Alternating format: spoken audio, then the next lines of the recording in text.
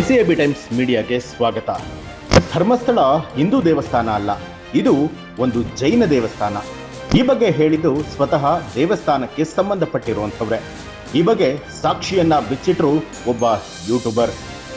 ಹೌದು, ಬಹಳ ಹಿಂದಿನಿಂದಲೂ ಕೂಡ ರಾಜ್ಯದ ಜನರಿಂದ ವಿಶೇಷ ಗೌರವವನ್ನ ಸಂಪಾದಿಸಿಕೊಂಡು ಬಂದಿರುವಂತ ಧರ್ಮಸ್ಥಳದ ಕುರಿತಾಗಿ ಹಾಗೆ ಸೌಜನ್ಯ ಕೊಲೆ ಕೇಸ್ಗೆ ಸಂಬಂಧಪಟ್ಟ ಹಾಗೆ ಈ ಒಂದು ವಿಡಿಯೋದಲ್ಲಿ ಸಮೀರ್ MD ಅನ್ನುವಂತಹ ವ್ಯಕ್ತಿ ಬಹಳ ಡೀಟೇಲ್ ಆಗಿ ವಿಡಿಯೋವೊಂದನ್ನ ಮಾಡಿ ಹಾಕಿದ್ದಾರೆ. ಈ ಒಂದು ವಿಡಿಯೋ ಇದೀಗ ಯೂಟ್ಯೂಬ್ ನಲ್ಲಿ ಹೊಸ ಸಂಚಲನವನ್ನೇ ಸೃಷ್ಟಿ ಮಾಡಿದೆ. ಹಾಗಿದ್ರೆ ಏನಿದು ಪ್ರಕರಣ? ಈ ಸಮೀರ್ ಅನ್ನುವಂತಹ ವ್ಯಕ್ತಿ ಯಾರು? ಧರ್ಮಸ್ಥಳದ ಬಗ್ಗೆ ಯಾಕೆ ಮಾತನಾಡಿದ್ರು? ಹಾಗೆ ಈ ಸೌಜನ್ಯ ಕೊಲೆ ಪ್ರಕರಣದಲ್ಲಿ ಏನೆಲ್ಲ ಇದೆ? ಇದಿಷ್ಟು ವಿಡಿಯೋವನ್ನ 40 ನಿಮಿಷಗಳ ಡ್ಯೂರೇಷನ್ ಅಲ್ಲಿ ಮಾಡಿದ್ದಾರೆ.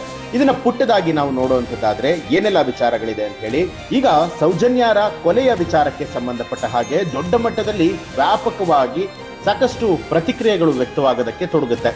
ತಮ್ಮದೇ ಕ್ಷೇತ್ರದಲ್ಲಿ ಇಷ್ಟೆಲ್ಲ ನಡೀತಾ ಇದ್ರು ಕೂಡ ಯಾವುದೇ ಪ್ರತಿಕ್ರಿಯೆ ಕೂಡ ಧರ್ಮಸ್ಥಳದ ಧರ್ಮಾಧಿಕಾರಿಗಳು ಮಾತನಾಡಿರೋದಿಲ್ಲ. ಇದೀಗ ಈ ಒಂದು ಸೌಜನ್ಯ ಕೇಸ್ ಹಾಗೂ ಧರ್ಮಸ್ಥಳದ ಕುರಿತಾಗಿ ಕನ್ನಡದ ಯೂಟ್ಯೂಬರ್ ಸಮೀರ್ ಅನ್ನುವಂತಹ ವ್ಯಕ್ತಿ ಯೂಟ್ಯೂಬ್ ಚಾನೆಲ್ ಅಲ್ಲಿ ವಿವರಣೆ ಕೊಡೋದಕ್ಕೆ ಮುಂದಾಗ್ತಾರೆ. ಇದೇ ವಿಡಿಯೋದಲ್ಲಿ ದೇಶದಲ್ಲಿನ ಎಲ್ಲಾ ಹಿಂದೂ ದೇವಸ್ಥಾನಗಳು ಸರ್ಕಾರಕ್ಕೆ ಸೇರಿದ್ದು ಅನ್ನುವಂತಹ ಕಾನೂನು ಬಂದಂತಹ ಸಂದರ್ಭದಲ್ಲಿ ಈ ದೇವಾಲಯವನ್ನ ಈ ಹಿಂದಿನಿಂದಲೂ ಕೂಡ ನಡೆಸ್ಕೊಂಡು ಬಂದಿರುವಂತಹ ಕುಟುಂಬ ಇದು ಹಿಂದೂ ದೇವಸ್ಥಾನನೇ ಅಲ್ಲ, ಇದೊಂದು ಜೈನ ದೇವಸ್ಥಾನ ಅಂತ ಹೇಳಿ ಹೇಳ್ಕೊಂಡಿರುವಂತದ್ರ ಬಗ್ಗೆ ಕೂಡ ಸಮೀರ್ ಅವರು ಸ್ಫೋಟಕವಾದಂತಹ ಹೇಳಿಕೆ ಕೊಟ್ಟಿರ್ತಾರೆ. ಇದಕ್ಕೆ ಸಾಕ್ಷಿ ಎಂಬಂತೆ ವಿಡಿಯೋದಲ್ಲಿ ಸಮೀರ್ ಅವರು ಕೆಲವೊಂದು ವಿಚಾರಗಳನ್ನು ಕೂಡ ತಿಳಿಸಿರುವಂತದ್ದು. ಇನ್ನು ವಿಡಿಯೋ ವೈರಲ್ ಆಗ್ತಿದ್ದ ಹಾಗೆ ಯೂಟ್ಯೂಬ್ ನಿಂದ ಈ ವಿಡಿಯೋನ ಡಿಲೀಟ್ ಮಾಡಿಸಲಾಗುತ್ತೆ. ಮತ್ತೆ ಆ ಒಂದು ವಿಡಿಯೋನ ಡೌನ್ಲೋಡ್ ಮಾಡ್ಕೊಂಡಿರುವಂತಹ ಸುಮಾರು ಒಂದು 150 ರಿಂದ 250 ಜನ ಅದೇ ವಿಡಿಯೋನ ತಮ್ಮ ಯೂಟ್ಯೂಬ್ ಚಾನೆಲ್ಗಳಲ್ಲಿ ಮತ್ತೊಮ್ಮೆ ರೀಪೋಸ್ಟ್ ಅನ್ನ ಮಾಡ್ತಾರೆ. ಹಾಗೆ ಸಮೀರ್ ಅವರ ಯೂಟ್ಯೂಬ್ ಕೂಡ ಮತ್ತೆ ಮರಳಿ ಬರುತ್ತೆ. ಸದ್ಯ ಈ ವಿಡಿಯೋ ನೋಡಿದಂತಹ ಪ್ರೇಕ್ಷಕರುಗಳು ಕೂಡ ಸಾಕಷ್ಟು ಪ್ರಶಂಸೆಯನ್ನ ವ್ಯಕ್ತಪಡಿಸ್ತಾ ಇರುವಂತದ್ದು. ಅಷ್ಟಕ್ಕೂ ಧರ್ಮಸ್ಥಳದ ಬಗ್ಗೆ ಯೂಟ್ಯೂಬರ್ ಮಾಡಿರುವಂತಹ ವಿಡಿಯೋವನ್ನ ತೆರವುಗೊಳಿಸಿದ್ರು ಕೂಡ ಅಲ್ಲಿರುವಂತಹ ಅಂಶಗಳು ಏನಿದೆ ಇದು ಸತ್ಯಕ್ಕೆ ಬಹಳನೇ ಹತ್ತಿರವಾಗಿರುವಂಥದ್ದು ಅಂತ ಕೂಡ ಹೇಳಲಾಗ್ತಾ ಇದೆ. ಸೊ ಇಷ್ಟೆಲ್ಲ ವಿಚಾರಗಳು ಸಾಮಾನ್ಯವಾಗಿ 2-3 ದಿನದಿಂದ ಎಲ್ರಿಗೂ ಗೊತ್ತಿರುವಂತಹ ವಿಚಾರ. ಇದೀಗ ಇರುವಂತಹ ಲೇಟೆಸ್ಟ್ ಅಪ್ಡೇಟ್ ಏನು ಅಂತ ಹೇಳಿದ್ರೆ, ಸ್ವತಃ ಸಮೀರ್ ಅವರೇ ಒಂದು ವಿಡಿಯೋ ಮೂಲಕ ಕೆಲವೊಂದು ಸಂದೇಶಗಳನ್ನ ಹೇಳಿರುವಂಥದ್ದು. ನನಗೆ ಯಾವಾಗ ಏನ್ ಬೇಕಾದ್ರೂ ಆಗಬಹುದು, ಸೌಜನ್ಯ ಕೇಸ್ನಲ್ಲಿ ಧರ್ಮಸ್ಥಳದ ಹೆಸರನ್ನ ಯೂಟ್ಯೂಬರ್ ಬಳಸಿದ್ದಕ್ಕೆ ಈ ಒಂದು ಪರಿಸ್ಥಿತಿ ಬಂದಿದೆ ಅಂತಲೂ ಕೂಡ ಹೇಳಲಾಗ್ತಾ ಇದೆ. ಹೌದು, ಕನ್ನಡದ ಯೂಟ್ಯೂಬರ್ ಸಮೀರ್ ಅನ್ನುವಂತಹ ವ್ಯಕ್ತಿ ತನ್ನ ವಿಭಿನ್ನ ವಿಡಿಯೋಗಳ ಮೂಲಕ ಯುವ ಪ್ರೇಕ್ಷಕ ವರ್ಗವನ್ನ ಸೆಳಿತಾ ಇದ್ರು. ಮಾಟ, ಮಂತ್ರ, ದೆವ್ವ, ಭೂತ, ವಿಸ್ಮಯಗಳ ಕುರಿತಾಗಿ ವಿಡಿಯೋಗಳನ್ನ ಮಾಡ್ತಾ ಇದ್ದ ಸಮೀರ್ ಅವರು ಆಗಾಗ ಕೆಲ ಘಟನೆಗಳ ಕುರಿತಾಗಿ ಕೂಡ ಮಾತನಾಡ್ತಾ ಇದ್ರು. ಹೀಗೆ ಒಳ್ಳೊಳ್ಳೆ ಅಂಶಗಳಿರುವಂತಹ ವಿಡಿಯೋಗಳನ್ನ ಮಾಡುತ್ತಾ ಬಂದಿರುವಂತಹ ಸಮೀರ್ ಸದ್ಯ ತನ್ನ ಯೂಟ್ಯೂಬ್ ಚಾನೆಲ್ ನಲ್ಲಿ ಹೊಸ ವಿಡಿಯೋವೊಂದನ್ನ ಹಂಚಿಕೊಳ್ತಾರೆ. ಈ ವಿಡಿಯೋ ತೀವ್ರ ವಿರೋಧವನ್ನ ಇದೀಗ ಹುಟ್ಟು ಹಾಕಿರುವಂಥದ್ದು. ದಶಕದ ಹಿಂದೆ ನಡೆದಿದ್ದಂತಹ Soujanya rape and murder case ಕುರಿತು ಸಮೀರ್ ಅವರು ವಿಡಿಯೋ ಮಾಡ್ತಾರೆ. ಈ ವಿಡಿಯೋದಲ್ಲಿ ಸೌಜನ್ಯ ಕೊಲೆಯ ಕುರಿತಾಗಿ ವಿವರಣೆಯನ್ನ ಕೊಡ್ತಾರೆ.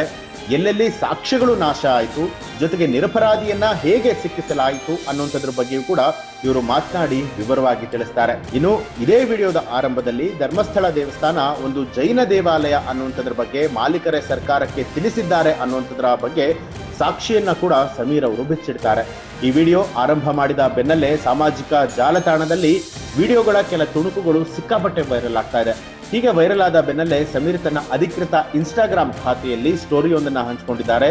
ತನಗೆ ಯಾವಾಗ ಏನ್ ಬೇಕಾದ್ರೂ ಆಗಬಹುದು ಅನ್ನುವಂಥದ್ದು. ಏನ್ ಹೇಳಿದಾರೆ ಆ ವಿಡಿಯೋದಲ್ಲಿ ಒಂದ್ಸರಿ ನೋಡೋಣ ಬನ್ನಿ.